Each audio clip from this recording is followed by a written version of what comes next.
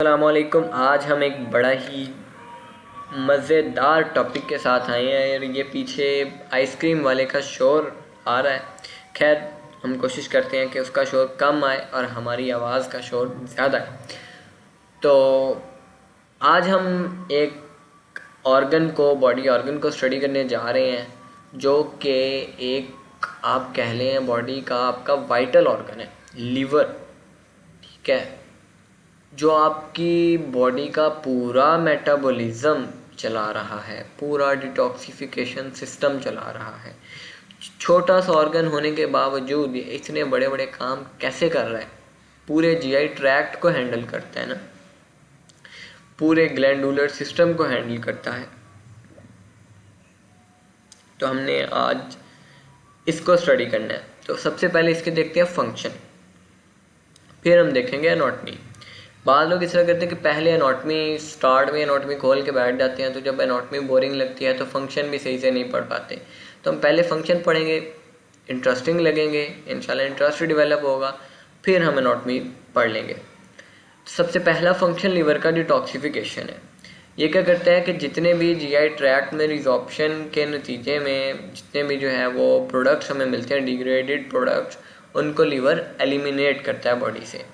और इसके अलावा फैट सॉल्युबल सब्सटेंसेस को वाटर सॉल्युबल में एंजाइमेटिक मॉडिफिकेशन के थ्रू जो है वो कन्वर्ट करता है, जिससे क्या होता है कि फिर वो यूरिन के थ्रू या बाइलरी ट्रैक्ट्स के थ्रू वो बॉडी से निकल जाते हैं। ये चार जो है वो पॉइंट लिखे होंगे। साइटोक्रोम P450 सिस्टम एक है, ये क्या करता है कि ये इनएक्टिवेट करता है ऑरली एडमिनिस्ट्रेड ड्रग्स को via the first pass effect.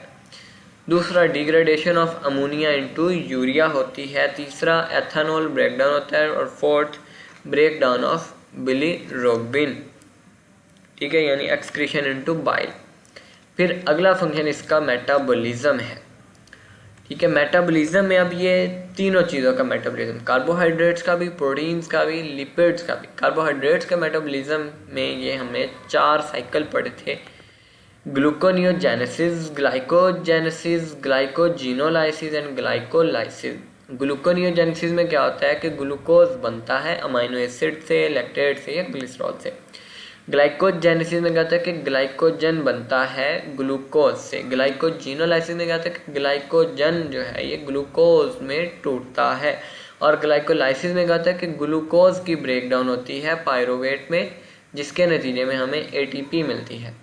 Proteins की मेटाबॉलिज्म में जो है वो प्रोडक्शन ऑफ एल्ब्यूमिन है, ग्लोब्युलिन है, एक्यूट फेज प्रोटीन्स है, ट्रांसामिनेसिस है, कोगुलेशन फैक्टर्स 1-2, ठीक है, जिसमें फिब्रिनोजन और प्रोथ्रोम्बिन और इस तरह 5, 7, 8, 9, 10, 11, 12 and so on. Protein C है, प्रोटीन एस है एंड एंटीथ्रोम्बिन, इनका मेटाबॉलिज्म जो है वो होता है। और अमाइनो एसिड डिग्रेडेशन होती है। लिपिड्स में भी कुछ साइकिल्स हैं, जिस तरह लिपोजेनेसिस है, कीटोजेनेसिस है, फैटी एसिड सिंथेसिस और डिग्रेडेशन और production of bile acid, lipoprotein and cholesterol. Lipogenesis क्या होता है कि storage of free fats as triglycerides. Ketogenesis में कहता है कि कीटोन बॉडीज के सिंथेसिस को कहते हैं, और बाकी इसमें कोई मुश्किल बात नहीं है। तीसरा इसका काम होता है स्टोरेज का, कि ग्लाइकोजन को स्टोर रखता है, लिपोप्रोटीन को स्टोर रखता है, विटामिन ए को, के को, B12 को, B9 को, ई को एंड डी विटामिन को ये स्टोर रखता है।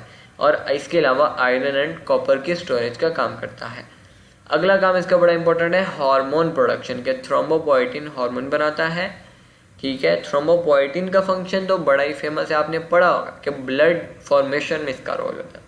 फिर इंसुलिन लाइक ग्रोथ फैक्टर 1 को रिलीज करता है एंड इसके अलावा एंजियोटेंसिनोजन इसको रिलीज करता है। फिर एरिथ्रोपोइसिस जो है, सॉरी रिलीज नहीं, प्रोड्यूस करता है।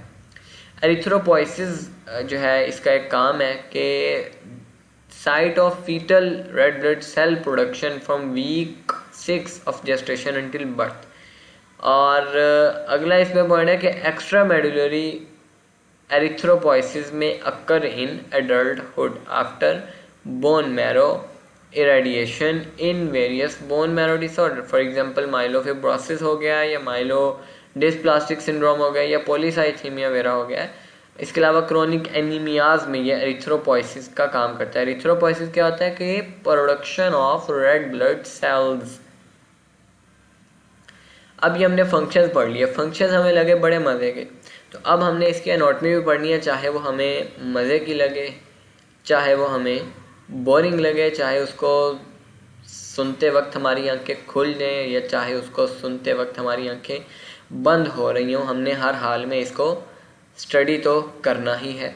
तो लिवर की डेवलपमेंट स्टार्ट होती है 3rd से 8th वीक में ड्यूरिंग एम्ब्रियोजेनेसिस। ये फोरगट एंडोडर्म से ओरिजिनेट होता है और इसके अलावा appears as the hepatic diverticulum, जो बाद में लीवर और गॉल ब्लैडर में चेंज हो जाता है। Falciform ligament is called the ventral mesentery during the fetal period, and the round ligament contains the umbilical vein during gestation, which is the main fetal blood source. ठीक है, अब आगे gross anatomy इसकी study करें तो location इसकी क्या है कि ये लार्जेस्ट ग्लैंड है बॉडी का और राइट से लेफ्ट हाइपोकॉन्ड्रियक रीजन तक ये फैला हुआ है। ठीक है, और बिल्कुल जो है वो डायफ्राम की इंफीरियर सरफेस के बिल्कुल जो है वो इमीडिएटली एडजेसेंट इसकी लोकेशन है। और लोकेशन इज़ ब्रीथ डिपेंडेंट, कि अगर हम सांस लेंगे तो इसका जो लीवर है ये लोअर साइड पे जाएगा यानी नीचे को जाएगा, और अगर हम एक्सेलेशन करेंगे सांस को बाहर निकालेंगे तो फिर जो है वो लीवर का जो साइज़ है ये राइज होगा। सुपीरियर लिमिट इसकी है 5th intercostal space during acceleration, और इन्फीरियर लिमिट इसकी है curve of right coastal arc during inhalation. Surfaces इसकी दो हैं, डायफ्रामेटिक और विजरल है। सारे का सारा इंट्रापेरिटोनियल है except for the bare area, जिसका बेयर एरिया है। और इसके अलावा पोर्टा हिपैटिस और gall bladder fossa enclosed in the Glisson capsule. Glisson capsule क्या होता है कि ये फिब्रस कनेक्टिव टिश्यू की एक्सटर्नल लेयर होती है। वेट इसका 1.5 kg एवरेज होता है ह्यूमन में। 4 लोब होते हैं इसके, right lobe, left lobe, chordate lobe और क्वाड्रेट लोब। सुपरफिशियली डिवाइड करते हैं हम इसको फिशर्स एंड लिगामेंट्स के थ्रू, एंड फंक्शनली डिटर्मिन हम करते हैं left and right branches of hepatic vein के थ्रू। ठीक है, एंड इसके अलावा एक और कैंटिलेज लाइन जो कि एक इमेजिनरी लाइन है जो गॉल ब्लैडर फोसा को क्रॉस करती हुई एंड इंफीरियर वेना कैवा को क्रॉस करती लीवर तक जो है वो मिलती है, तो उसके थ्रू फंक्शनली हम इसको डिटरमिन करते हैं। राइट लोब इसका लार्जेस्ट लोब है। लेफ्ट लोब जो है ये फैल्सीफॉर्म लिगामेंट जो है, ठीक है, डायफ्रामेटिक सरफेस पे जो होता है फैल्सीफॉर्म लिगामेंट, वो इसको सेपरेट करता है राइट से। और कॉर्डेट लोब जो है ये वीनस लिगामेंट और इंफीरियर वेना कैवा के ग्रूव के दरमियान होता है। और क्वाड्रेट लोब इसका राउंड लिगामेंट और गॉल ब्लैडर फोसा के दरमियान होता है। इम्प्रेशंस इसके जो है वो एक गैस्ट्रिक होता है, कॉलिक होता है, ड्यूरिनल होता है, रीनल होता है और सुपरा रीनल होता है। गैस्ट्रिक इम्प्रेशन इसका लेफ्ट लोब पे होता है, अभी हमने ऊपर लेफ्ट लोब की लोकेशन पढ़ी, ठीक है, जो कि फैल्सीफॉर्म लिगामेंट यानी उसको सेपरेट करता है राइट से। तो ये लेफ्ट लोब जो है इसका गैस्ट्रिक इम्प्रेशन बनाता है। कॉलिक इम्प्रेशन जो है ये inferior margin of right lobe से बनता है। ड्यूरिनल इम्प्रेशन इसका राइट लोब में होता है, बिल्कुल गॉल ब्लैडर के लेटरल साइड पे। रीनल इम्प्रेशन इसका बिल्कुल राइट लोब के सेंटर में। और सुपरा रीनल जो है ये रीनल इम्प्रेशन जो ऊपर अभी हमने स्टडी किया कि सेंटर ऑफ राइट लोब इसके बिल्कुल सुपीरियर, ठीक है, यानी राइट एड्रिनल ग्लैंड। ये पिक्चर है, इसको ज़रा गौर से आप इसका दीदार कर लें, फिर हम आगे मूव करते हैं। 8 सेगमेंट्स होते हैं इसके ट्रांसवर्स प्लेन की बेस पे, ठीक है। एक्सेप्शन इसमें ये होती है कि जो कॉर्डेट लोब है जो हमने अभी ऊपर पढ़ा था 4 लोब्स में से तीसरा लोब, ये क्या करता है कि ये ब्लड फ्लो रिसीव करता है दोनों वेस्कुलर ब्रांचेज से। अब 8 फंक्शनली इसके इंडिपेंडेंट सेगमेंट्स हैं, हर एक का अपना वेस्कुलर इनफ्लो है, आउटफ्लो है, बैल्यूरी ड्रेनेज है।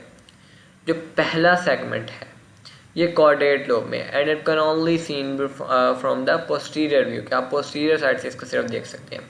एंड इसके अलावा segments can be surgically resected without affecting the viability of the remaining liver. Porta hepatis एक बड़ी ही इम्पोर्टेंट जो है वो पार्ट है लीवर का, हिपैटिक पोर्टल भी बोलते हैं, कि ये क्या है, ये ट्रांसवर्स फिशर है जो कि कॉर्डेट को और कॉर्डेट लोब को सेपरेट करता है। और इसके अलावा ये पैसेज वे का काम करता है कॉमन हिपैटिक बाइल डक्ट के लिए, हिपैटिक आर्टरी प्रॉपर के लिए, हिपैटिक पोर्टल वेन के लिए, हिपैटिक नर्व प्लेक्सस के लिए and lymph vessels of the liver के लिए। लिगामेंट्स लीवर के आगे जी, ठीक है। लिगामेंट्स जो हैं ये लीवर के ये डबल लेयर होते हैं विज़ुअल पेरिटोनियम के, जो कि लीवर की पोजीशन को फिक्स करते हैं इसके बाकी जो स्ट्रक्चर्स हैं उनके साथ अटैच करके। अब इसके ये काफ़ी सारे लिगामेंट है, करोनरी लिगामेंट्स, फैल्सिफॉर्म लिगामेंट। इसकी तफसील में गए तो हमारा लेक्चर बहुत लंबा हो जाएगा, बस मैं नेम आपको जिक्र कर रहा हूँ। बाकी आपने ये स्क्रीन आपको शो हो रही है तो आपने इसको ईजियर से देख कर जो है वो कॉपी भी आप नोट कर सकते हैं। फैल्सिफॉर्म लिगामेंट है, हिपैटोड्यूडिनल लिगामेंट है, हिपैटोगैस्ट्रिक लिगामेंट है, राउंड लिगामेंट है, ट्रायंगुलर लिगामेंट है, वीनस लिगामेंट है, एंड इसके अलावा left fissure and right fissure. ठीक है, अब माइक्रोस्कोपिक एनाटॉमी पे आ जाएं, ये पढ़ लें या इसको छोड़ दें, क्योंकि हमने ग्रॉस एनाटॉमी पढ़ ली है, फंक्शंस पढ़ ली हैं, लेक्चर हमारा 11 मिनट का हो चुका है, तो मेरा ख्याल है काफ़ी है। अगर आप कहेंगे तो हम इंशाल्लाह इसको कवर कर लेंगे। ये थोड़ी सी डिफ़िकल्ट है, इसमें जोन आ जाते हैं, जैसे ये जोन 1 2 3, एंड बाकी इसमें कोई ख़ास बात नहीं है। हेपेटोसाइट्स, साइनोसॉइड्स इनका बताया गया है, तो एक सरसरी सी नज़र देख लेते हैं। इसके बाद ये नर्व जो न्यूरोवैस्कुलेचर है ये हम पढ़ते हैं। इसका ब्लड सप्लाई जो है इसकी डुअल ब्लड सप्लाई होती है, ठीक है, जो कि मिक्स होती है, ऑक्सीजनेटेड भी डीऑक्सीजनेटेड ब्लड भी होता है और nutrient rich blood. Hepatic artery जो प्रॉपर है वो 25% ऑफ द लीवर को जो है वो ब्लड सप्लाई जो है वो लीवर की 25% हेपेटिक आर्टरी प्रॉपर के जिम्मे होती है, ठीक है। और ये ऑक्सीजनेटेड ब्लड को कैरी करती है एब्डोमिनल एओर्टा से सिलियक ट्रंक और फिर कॉमन हेपेटिक आर्टरी से हेपेटिक आर्टरी प्रॉपर, ये इसका पाथवे है। फिर पोर्टल वेन ये बाकी का 75% जो है ब्लड सप्लाई का ये डील करती है, ठीक है। ये ऑक्सीजन पुअर जो ब्लड होता है और न्यूट्रिएंट रिच ब्लड होता है जो कि डिफरेंट एब्डोमिनल ऑर्गन्स से ड्रेन होता है, उसको जो है वो लेके आती है। और ये splenic and superior mesenteric when के फॉर्म जो है आपके लिए यूनियन से बनती है। और इसके अलावा एडिशनल ट्रिब्यूटरीज हैं, इन्फीरियर मेसेंट्रिक वेन है, cystic and left and right gastric veins है। वीनस ड्रेन इसका साइनोसॉइड्स है। साइनोसॉइड बेसिकली लीवर के आप कह लें स्पेसीज होती हैं, ये देखें अभी मैं आपको विजिट करवाता हूँ। साइनोसॉइड्स ये रहे, ये कैपिलरीज हैं, ठीक है। ये with discontinuous endothelium between hepatocyte plate, ये क्या करती हैं, ऑक्सीजन रिच ब्लड को रिसीव करती हैं इंटरलोब्यूलर आर्टरी से और न्यूट्रॉन रिच ब्लड को इंटरलोब्यूलर वेन से, और क्या करती हैं कि सेंट्रल वेन की तरफ इसको कंडक्ट कर देती है। इसमें जो है वो क्यूफर सेल्स हैं, पिट सेल्स हैं और पेरिसाइनोसोइडल और स्पेस ऑफ डिस्क है। क्यूफर सेल्स का फंक्शन क्या होता है कि ये स्पेशलाइज मैक्रोफेजेस होते हैं एंडोथेलियल सेल्स के दरमियान। ये जो है इसके अंदर फैगोसाइटोज जो ओल्ड होते हैं वो भी होते हैं और डैमेज्ड एरिथ्रोसाइट्स भी होते हैं, रेड ब्लड सेल। यानी पिट सेल्स जो हैं ये liver specific natural killer cells होते हैं। ये क्या करते हैं, एंडोथेलियम के साथ एडहेरली अटैच होते हैं। ये डिपेंडेंट होते हैं क्यूफर सेल्स पे and have tumour cell lysing capability. Third जो है पेरिसाइनोसोइडल और स्पेस ऑफ डिस्क, ये इन स्पेस है एक, ठीक है, जो कि ब्लड प्लाज्मा से फिल हुई होती है, जो कि साइनोसॉइड्स एंड हिपैटोसाइट्स यानी लीवर सेल्स के दरमियान स्पेस का नेम है। ये स्टेलेट और आइटोसेल्स इसके अंदर होते हैं, यानी विटामिन ए को स्टोर करते हैं और इसके अलावा कोलेजन प्रोडक्शन की जो है वो काम करते हैं। तो ये अब हमारा पीछे इसका भी हो गया जी, साइनोसॉइड भी पढ़ लिया। यहाँ से सेंट्रल वेन में, यार सेंट्रल वेन से हेपेटिक वेन और यहाँ से ये वेनस ड्रेनेज हो जाता है, ठीक है। अब पोर्टोसिस्टेमिक एनास्टोमोसिस एक स्ट्रक्चर बनता है, ठीक है। ये टर्म बड़ी इंपॉर्टेंट है। एनास्टोमोस का मतलब होता है कि दो के दरमियान यानी बिटवीन, ठीक है। अब alternative routes of circulation ensuring venous drainage of abdominal organs even if blockage occurs in portal system. अब यहाँ पे एनास्टोमोसिस किस किस के दरमियान होती है, यानी किन किन के दरमियान रिलेशन बनता है, लेफ्ट गैस्ट्रिक वेन में और लोअर इसोफेगल वेन में, सुपीरियर रेक्टल वेन में और inferior and middle rectal vein में, पैराअम्बिलिकल वेन में और स्मॉल एपिगैस्ट्रिक वेन में, inter parenchymal hepatic branches of the right division of portal vein and the retroperitoneal vein. इसके अलावा omental and colonic veins with retroperitoneal veins and इसके अलावा ductus venosus and the IVC. अब आगे आ जाए lymphatic drainage पे। अब हेपेटिक लिम्फ नोड होते हैं, ये बिल्कुल पोर्टा हेपेटिस के पास होते हैं। Celiac cluster of lymph node बना होता है जो सिस्टर्ना काइली एक स्ट्रक्चर है, ठीक है। डायलेटेड सैक है जो कि लिम्फ को रिसीव करता है जीआई ट्रंक से एंड इसके अलावा 2 लंबर लिम्फ ट्रंक से। और थ्रेसिक डक्ट के थ्रू ये निकलता है। इनर्वेशन इसकी क्या है, hepatic plexus, sympathetic fiber from the celiac plexus and superior mesenteric plexus, parasympathetic fiber from the anterior and posterior vagal trunk, and इसके अलावा ग्लिसन कैप्सूल, ग्लिसन कैप्सूल आपको याद होगा हमने स्टार्ट में पढ़ा था, innervated by the most inferior intercostal nerve, and इसके अलावा HAP has alpha and beta adrenergic receptor innervated by splanchnic nerve. ठीक है, ये HAP क्या है इसकी मुझे भी नहीं समझ आई वैसे।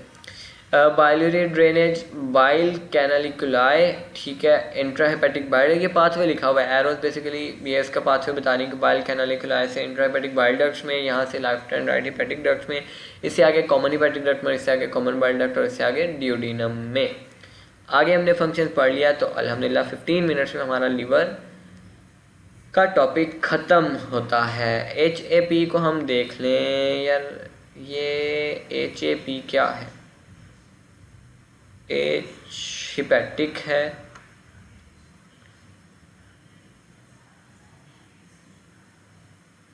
HAP